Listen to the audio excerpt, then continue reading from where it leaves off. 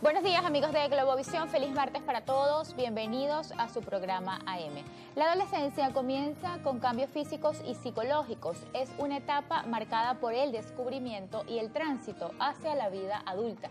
Hoy hablaremos sobre este tema, está en el estudio mi primer invitado, es el doctor Néstor Villegas, endocrinólogo pediatra. Bienvenido, doctor. Gracias. ¿Cuáles son esos cambios físicos, doctor? ¿Cómo saber si se aproxima la llegada de la adolescencia y qué tan diferentes son los niños de las niñas? En el caso de los venezolanos, la pubertad en las niñas comienza y se caracteriza por la aparición del botón mamario entre los 8 años y medio y los 12 años. A diferencia de las niñas, el varón es un poquito más difícil de saberlo en casa porque es menos notorio y se da por el incremento del volumen testicular, el tamaño de los testículos, y eso ocurre entre los 9 y los 13 años. Entonces esa podría ser una de las principales diferencias entre el inicio de la pubertad en los varones y en las niñas. ¿Qué pasa si se experimentan estos cambios antes del rango de edad que usted acaba de mencionar? ¿Existe un tratamiento para esto? ¿Quiénes son candidatos a recibir este tratamiento y en qué consiste? Toda aparición del botón mamario antes de los 8 años en las niñas o el crecimiento del volumen testicular antes de los 9 años en varones tiene que ser investigado justamente para diagnosticar lo que es la pubertad precoz. La pubertad precoz no solamente se acompaña de estos cambios físicos, sino también el crecimiento acelerado y la aparición de los otros caracteres sexuales secundarios, como son la aparición de vello púbico, vello axilar y los otros cambios que acompañan a la pubertad. Y efectivamente sí hay tratamiento, lo importante es la referencia temprana para que el tratamiento pueda ser más efectivo en estos pacientes, ya sean niñas o varones. ¿En qué consiste el tratamiento? ¿Son inyecciones? Sí, el tratamiento son un tipo de hormona que se encarga de frenar lo que es la producción de las hormonas sexuales, de los esteroides sexuales, en el caso de las niñas el estradiol, en el caso de los varones testosterona. Se administran mensual, trimestral o semestral. ¿Hay alguna contraindicación? ¿Hay algunos niños que no pueden recibir este tratamiento? Y también preguntarle los efectos secundarios si los tiene. En el caso de las contraindicaciones es que una pubertad ya sea lo suficientemente avanzada o haya aparición de la primera menstruación en las niñas o menarquia. Y en el caso de los efectos adversos, principalmente el dolor tras la administración de la inyección, o cefalea, en ocasiones puede ocasionar mareos, malestar gastrointestinal, pero son medicamentos realmente seguros. Para el diagnóstico a tiempo, ¿cuáles son esas señales que le pueden indicar a los padres que necesitamos ir al endocrino?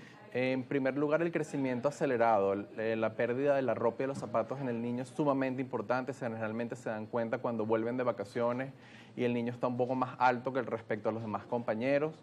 La aparición, por supuesto, del botón mamario, en el caso de los varones, principalmente la aparición de vello púbico, que es un poquito más tardía respecto a la aparición del volumen testicular. Fundamentalmente, el seguimiento por el pediatra es el que se encarga de captar estos aparición de los hallazgos físicos y referirlo al endocrinólogo. Nos enfocamos en la pubertad precoz, pero ahora le quiero preguntar por la menarquia tardía. ¿Qué pasa si tenemos a una joven que ya cumplió 15, 16 años y bueno, no ha experimentado todo el tema de la menstruación? Importantísimo la referencia al endocrinólogo para poder determinar cuál es la causa de esta aparición tardía de la menstruación y si se acompaña o no de la aparición de caracteres sexuales secundarios sin la menstruación. Ese es justamente uno de los retos del endocrino y es importantísimo que toda niña que no haya presentado la menstruación a los 15 años sea inmediatamente referida por temas, por supuesto, de fertilidad y de la salud ósea sobre todo. En el caso de los varones, ¿es común el retraso de la pubertad? Sí, generalmente hay una entidad que desde el punto de vista se considera fisiológica, una variante normal, que es el retardo constitucional del crecimiento y desarrollo. Son esos niños que hacen el estirón o la aparición de los caracteres sexuales secundarios un poco más tarde. Es un reto también para el endocrino diferenciar entre esta variante normal y las variantes patológicas, por lo cual todo retardo puberal en el varón tiene que ser estudiado también.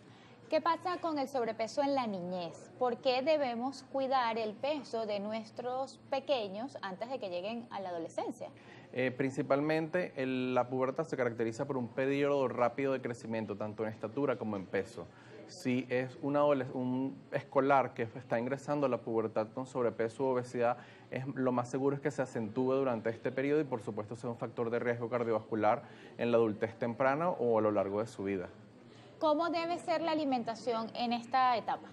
Principalmente el adolescente se caracteriza por comer mucho y un desorden en las comidas. Es importante tener un orden y horario y favorecer el consumo, por supuesto, de alimentos saludables, favorecer el consumo de vegetales, fruta y evitar lo que son las comidas chatarra o los alimentos ricos en carbohidratos, azúcares refinados. Doctor, ¿es cierto que los niños dejan de crecer una vez que se desarrollan o esto es un mito? Va a depender mucho de la edad biológica o la edad ósea. Regularmente cuando una niña alcanza su menstruación, el crecimiento es a partir de allí entre 6 y 8 centímetros y en el varón va a depender mucho de en qué momento empezó la pubertad también.